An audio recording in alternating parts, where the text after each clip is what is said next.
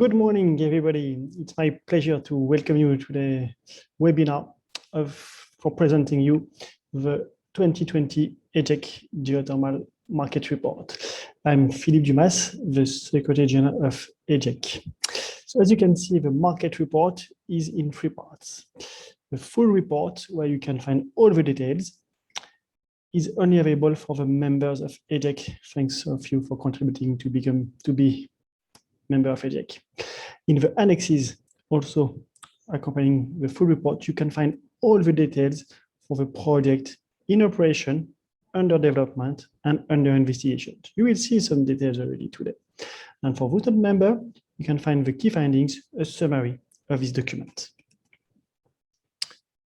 Today, we will present you in this webinar the presentation of a 2020 market report just released yesterday. I hope you have all received the press release announcing it.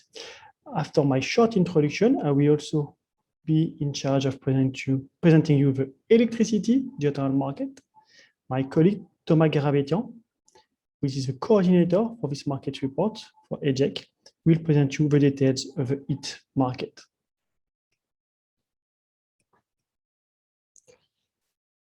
Just also to inform you that today we have just a short presentation during half an hour during this lunch webinar. But in 2 weeks, we will present you some details. First, on Tuesday, 15th of June, from 11 to 12 Central European time, you will have the key trends in the power sector. So not only the market development, but also presentation of a case study, a project inaugurated in 2020, and what are the upcoming developments. On Thursday, 17th of June, same time, it will be here for the heating and cooling sector. Also market development, a case study, and some details, notably market trends, but also technical trends, innovation in drilling. In June 2019, I launched this concept of a geothermal decade. Indeed, it was 2019, I realized that we have such a big potential, but not yet embracing all this potential, that we should say the next 10 years will be the geothermal decade. And indeed, let's see if 2020 was a good start for this geothermal decade. As an overview, what we can see is that in this map, you see in red, the deep geothermal capacity for heating and cooling, and you can see it in many countries all over Europe. And in blue, you can see where you have the main capacity and the capacity installed in Europe for electricity. You can see 3 big bars: Iceland, Italy, and Turkey. Today in Europe, so today, we could say December 2020, at the end of the year 2020, we had 130 geothermal electricity plants in operation, and notably a sustainable development driven by the Turkish market. You see it's quite impressive, Turkey. For heating and cooling in the European Union, we pass the threshold of 2 gigawatt thermal installed for heating systems, district heating, but you can see not only district heating systems. We cover also heat pumps, and from already 2019, we have more than 2 million geothermal heat pumps installed in Europe. You see that in this market report, we are covering all geothermal energy technologies, shallow and project also at deep depth, electricity, heating and cooling. When heating and cooling, we focus mainly on district heating. We tried also large system in agro-food industry, and more we will pay attention on having a good and a strong methodology to collect data and a good data collection for all heating and cooling projects with geothermal, which is large systems. For small systems, we try also to collect as much data as possible. And as you can see here in this map, we try also, this map, is extracted from the EGEC brochure just released last month. And I encourage you to have a look and to disseminate this brochure, which is helping to increase awareness of the geothermal. And so here, as I was saying, we also look at geothermal lithium because we see that as a new business opportunity, a new trend in the market development for geothermal. So we try also to map the project to see what are the projects under development, and we are quite great. It was quite great to see already last year the development in France and Germany with the first extraction of lithium. Now, let's go to the first chapter of this market report about geothermal electricity production. In 2020, we had 8 new power plants in operation all of them were in Turkey, and they represented a total installed capacity for last year of 165 nearly megawatt installed. Just make the ratio 8 plants, 165 megawatts, so you can see already what is the average of each plant installed in Turkey. What is important in our market report 2020, and it's one of the main analyses we are providing, is to look at what have been the last 10 years. So we were speaking about the decade, the next decade, but we also look at the last decade, 2010, 2020. And you can see in blue in the graph on your left, what was the situation in 2010 in terms of installed capacity for electricity in megawatt electric. Italy was 90% nearly of a capacity with a bit more than 800 megawatt thermal. But what is impressive in 10 years addition is Turkey. Turkey coming from less than 1 megawatt now has more than 1.6 gigawatt installed. Interesting to see Iceland already had a great achievement in 2010, but they continue their development, and we see here in red the development. And what is interesting is that with new findings in Iceland, we expect also new plants in the near future. If we look at other ones, what is important to notice for the last decade is first plants in Croatia and in Hungary. In France, little happened. We expect some important development to be achieved in the next decade. In Austria also, it's quite old plants installed there. In Germany, great achievement in Germany for the last 10 years, and we expect more in the future. Portugal, so you had already installed capacity in 2010, and new plants have been installed during the last 10 years. Here for Portugal, we speak about the Azores.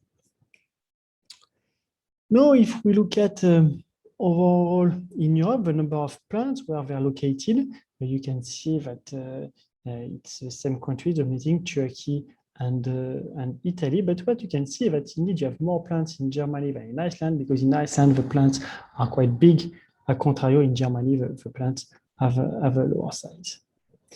What is also something new from already last year is that we try to provide to you information regarding the resource temperature of the brine for the geothermal power plants, country per country, with a range, because each plant has a different temperature. But with this figure, it's giving you some ideas on what is the temperature you can find in different countries.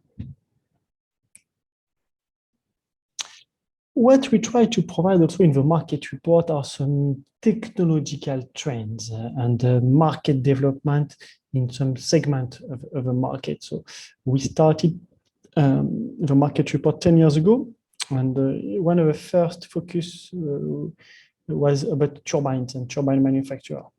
We after look at drilling, exploration, and other components and equipment and phase of the project development.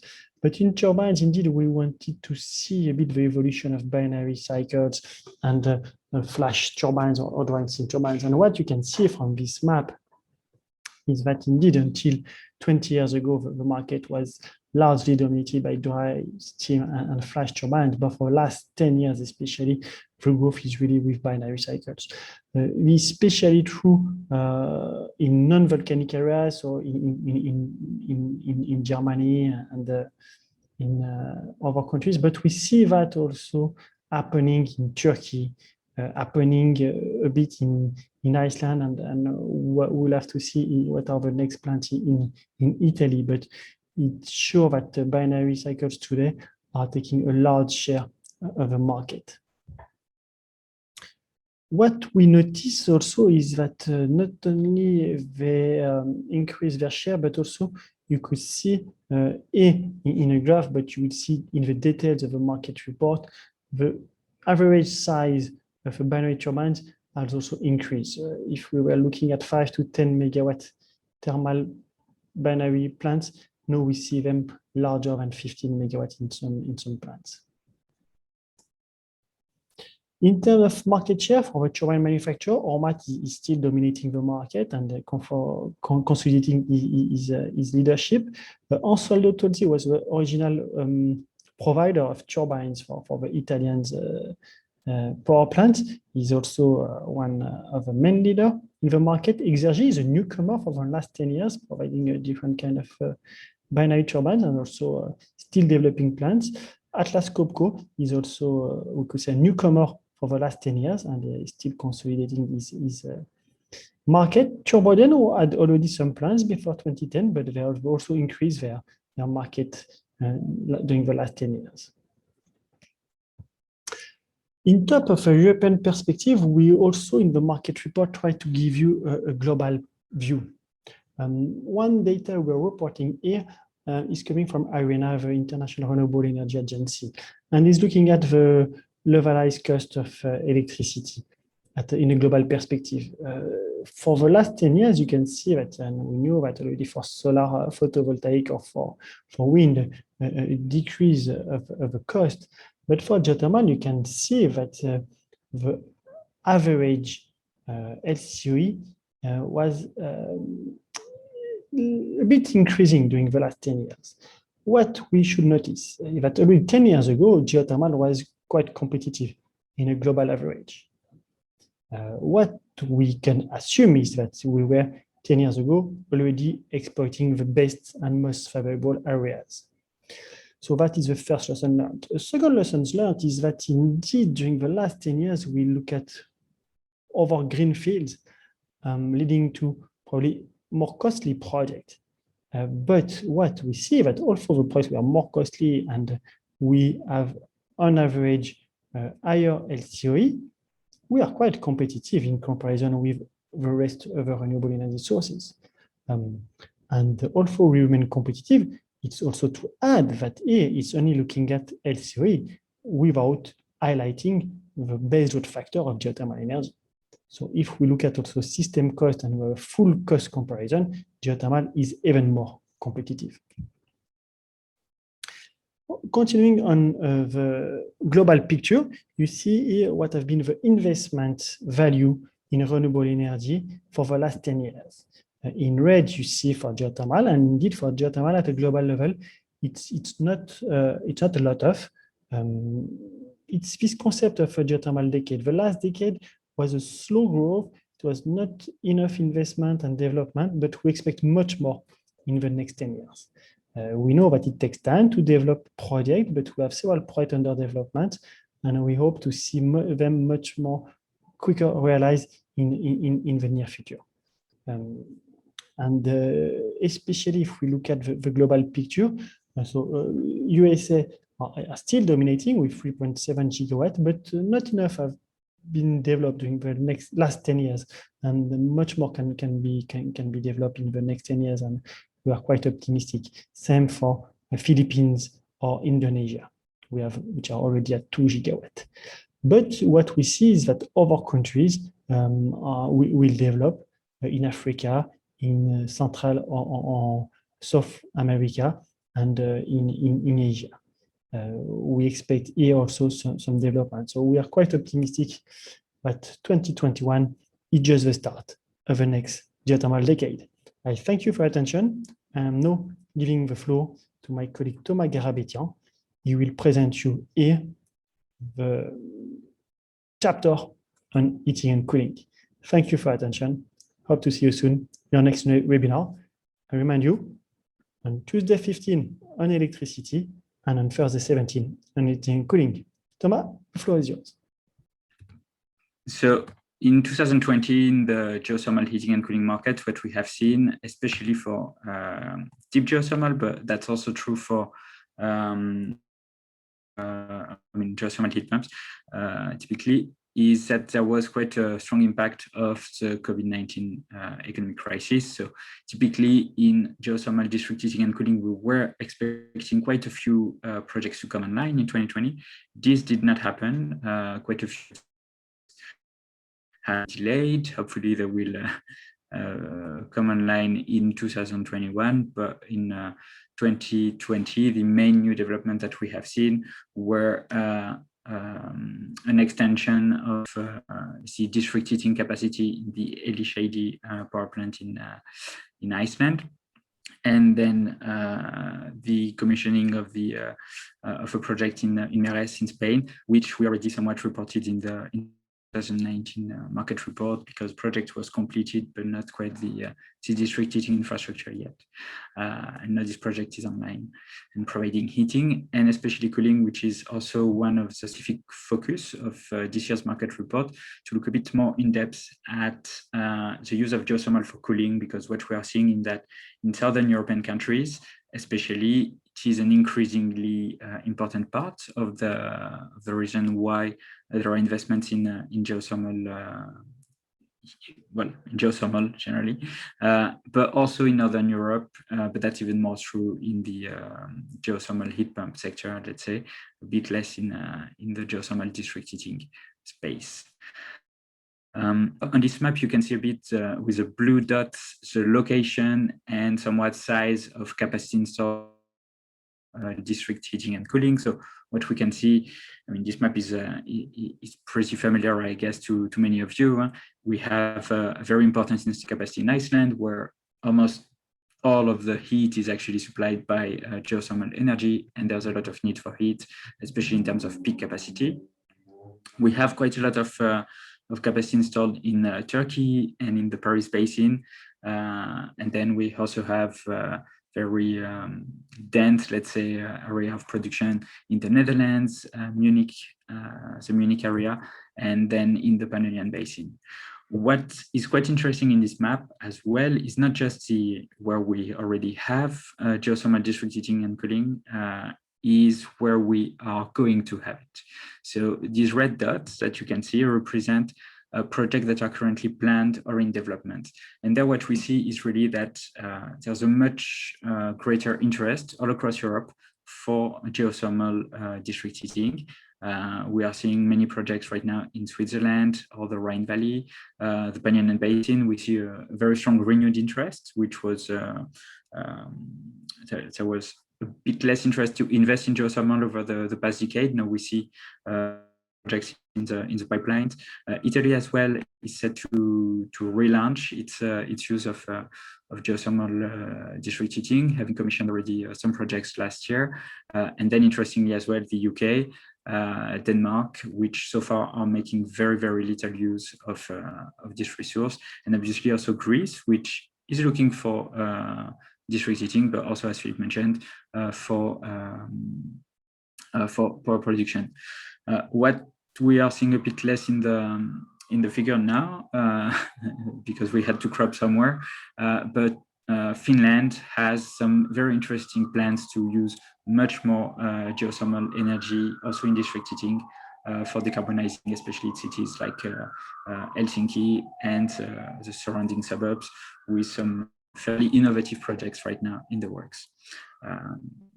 And also interestingly, in Cyprus, we have a project that is with a very strong focus on cooling, not necessarily on heating. Now, as you can see on this curve, 2020 was really a hard year in terms of the commissioning of new geothermal power plants. So we only had 2 projects commissioned compared to a usual trend of 10 to 12 projects over the past 4 years. Now, what we are expecting is that we would have about a doubling of the deployment rates in the coming years. So in the next 3 to 5 years, we are expecting to maybe see about 20 projects a year if things go smoothly. So we know not everything always goes smoothly. COVID-19 was a very harsh reminder that geothermal energy is very sensitive to external disruptions, and hopefully we will have the right framework, the right conditions for the industry to be able to develop its projects and to deliver on the potential of this resource. Now, interestingly, I mean, basically the resource for geothermal wells for heating and cooling can vary very, very greatly across Europe. So we see that typically in France, where there's quite a lot of capacity installed, we have wells that range from about 30 degrees to over 170 degrees, which really range from low temperature heating or low temperature heat also for fish farming or this type of applications, to really high temperature process heating for typically the Rittershofen project, which is supplying heat to the biorefinery of Roquette Frères.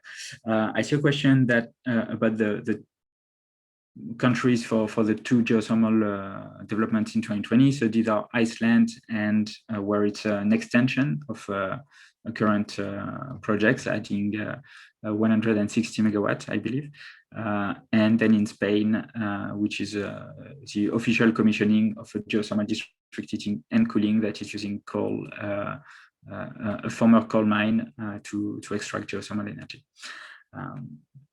Now, as this is the 10th geothermal market report, we have been looking a little bit over the past 10 years what development we have witnessed for geothermal district heating and cooling. And right away, what is especially interesting is the development of the Dutch geothermal district heating sector, which arose from one or two systems merely in about 10 years ago, today being one of the strongest market in terms of installed capacity in Europe, being the fifth market, if I'm not misreading, in terms of total installed capacity, but it has also very consistently been the leading market for deploying new systems over the past decade. So the Dutch example is very interesting in that regard. Then we see that previously strong markets have also continued to develop. This is especially true of Iceland, but typically France also has been developing quite strongly. Now, in terms of countries with much lower installed capacity, we are seeing also greater interest, and this is typically what we have been highlighting in the map at the beginning of the presentation. Yeah, I see a question asking why did the Dutch market grow so much? So right away, basically the Netherlands today have a very important challenge to face, like most of Europe, but maybe more urgently so for the Netherlands, being they have to shift away from being reliant almost exclusively on domestic production of natural gas for heating and cooling to, well, alternatives because of the exhaustion of their domestic resources. So geothermal energy comes as a very interesting resource, especially up to this day for the agricultural sector, providing very reliable heat to greenhouse operators, etc. And we are progressively moving in this country towards more use for typically district heating and cooling, and not only for the agricultural sector. The other reason of the success of the geothermal market, the geothermal development in the Netherlands, really is also the availability of a good policy framework that really incentivized developers to pursue projects, and having this model of nearly corporate sourcing really by greenhouse operators, backed by a strong support scheme, which allowed the industry to develop. So really a very interesting model to at least take some best practices from. Now, looking to the next basically 10 years, so what we are seeing is that up to more than a quarter of the geothermal district heating and cooling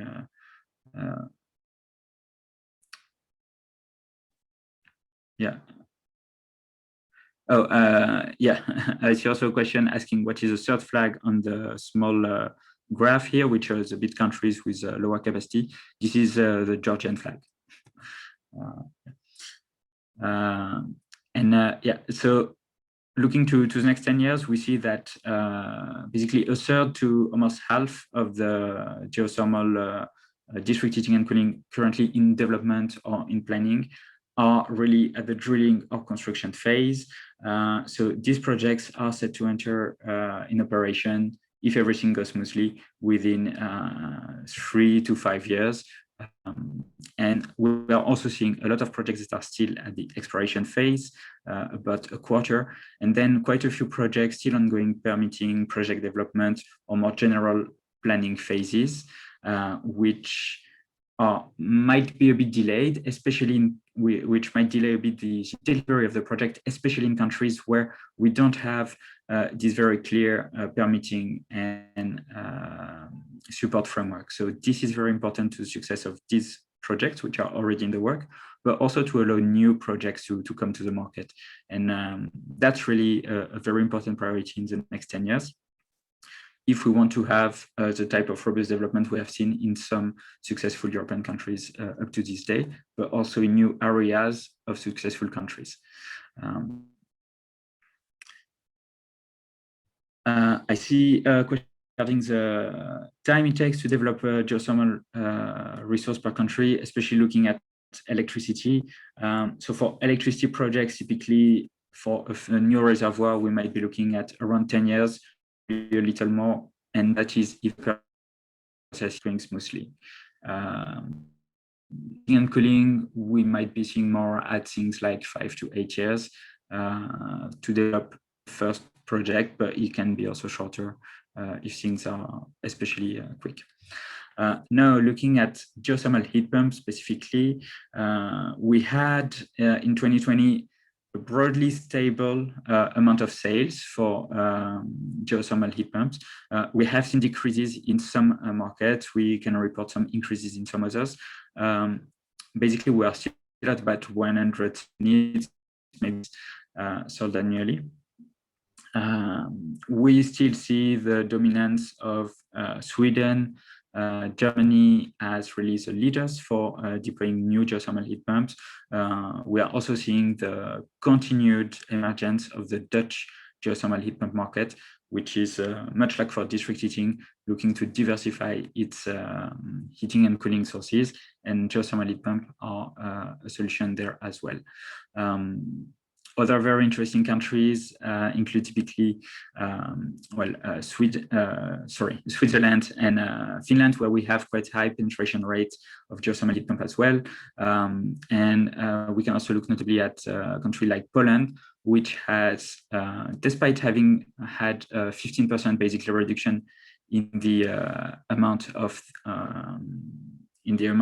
heat pumps sold compared to the previous year, still has a very robust addition of new geothermal heat pump, above 10% of the total stock.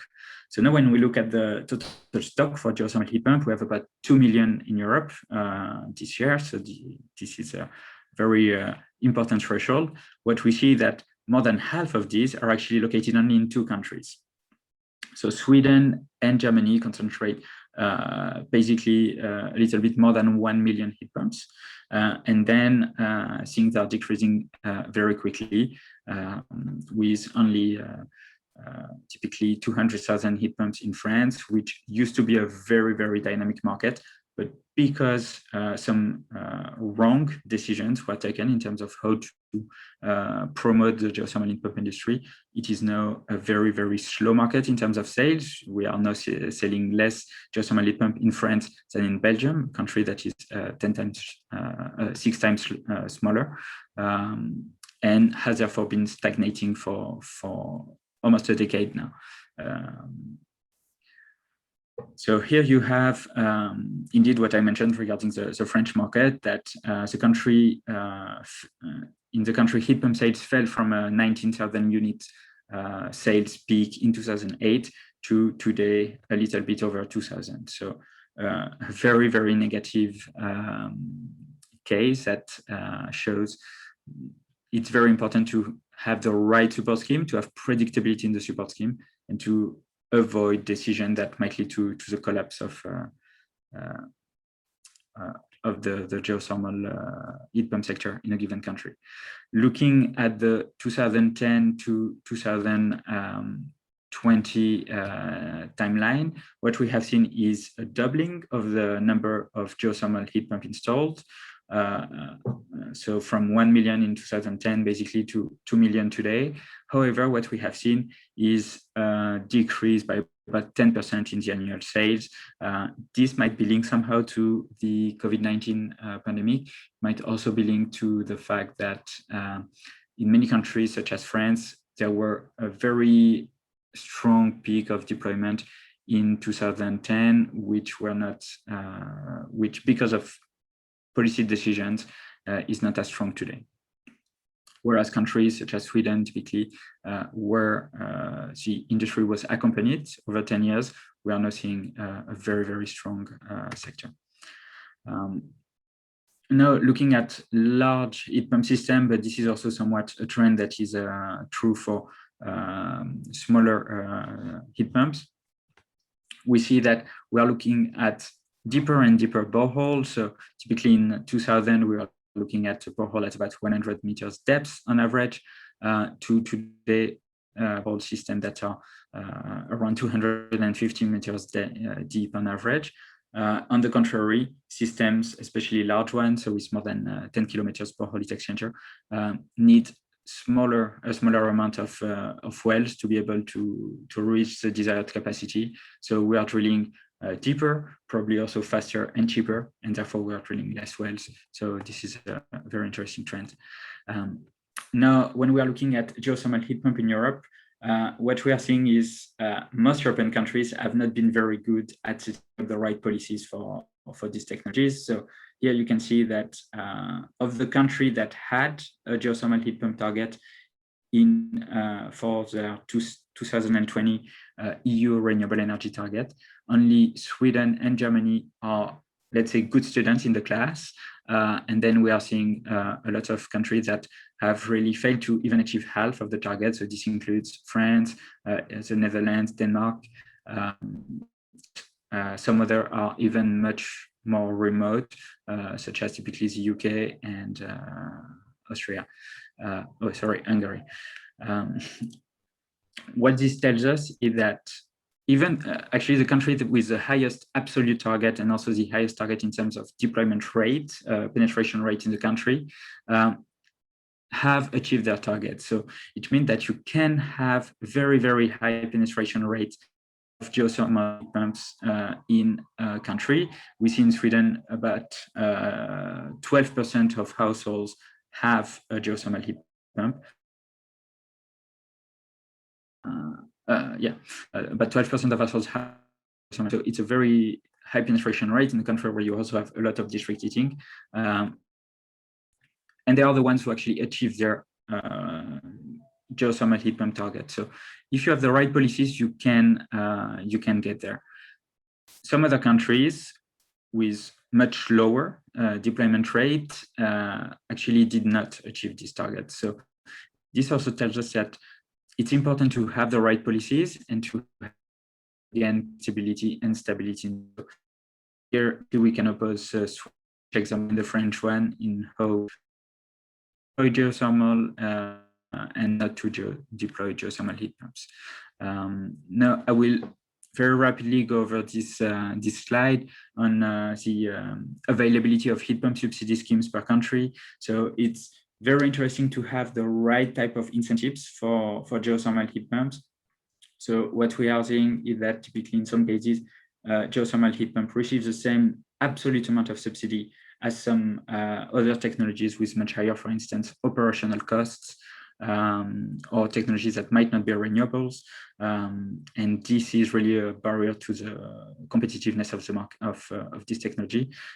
What we are seeing, especially in many markets, however, is that geothermal heat pumps are more and more competitive, even with very limited subsidy schemes in the new build environment, and especially for large buildings. So this is really a positive market right now, and we need to have a stronger framework for the renovation space, especially. So thank you all for your attention, and once again, thank you to the coordinators of the market report. And I don't know if we have the time for some questions. No, Dumas, it's not the time for question. It's more the time to say thank you to all of you. And the question that you can raise will be on the 15th of June if you want to see the details on electricity chapter, or on Thursday 17th of June if you want to see the details about heating and cooling sector. In terms of a presentation of a state of the art, we will put a focus during these two webinars on case studies to show you what have been the good project developed in 2020. And secondly, we will look at the development we expect for the next 5 years. So I thank you all for attending this launch of the EGEC Market Report 2020 and hope to see you soon in new webinars. Thank you all and have a good lunch. Good day. Thank you all. Bye-bye.